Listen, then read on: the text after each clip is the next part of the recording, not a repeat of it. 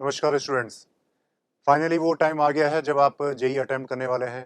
11th-12th की preparation करने के बाद और एक साल पूरा ड्रॉप करने के बाद मेरे हिसाब से अब आप रेडी हैं एग्ज़ाम के लिए। थोड़ा सा दिमाग में ये आ सकता है कि मेरी तैयारी अभी नहीं है, ठीक है, मुझे थोड़ा सा और समय चाहिए, लेकिन ऐसा कुछ नहीं है। हर किसी को थोड़ा बहुत फियर होता है, तो बेहिचक अटेम्प्ट कीजिए एग्ज़ाम। बिग ट्रैप ये हो सकता है एग्ज़ाम के अंदर आपका कि कुछ क्वेश्चन टफ आएंगे और हो सकता है आप उसी में ही समय खूब सारा दे दें।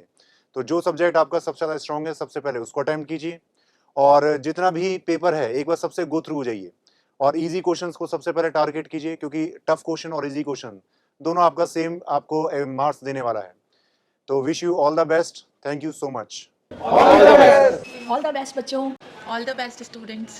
Vijay Bhav, all the best. All the best. All the best बच्चों। All the best. Vijay Bhav. All the best. All the best. All the best.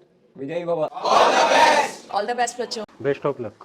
All the best. All the best. All the best. All the best. All the best. All the best. All the best. All the best. All the best.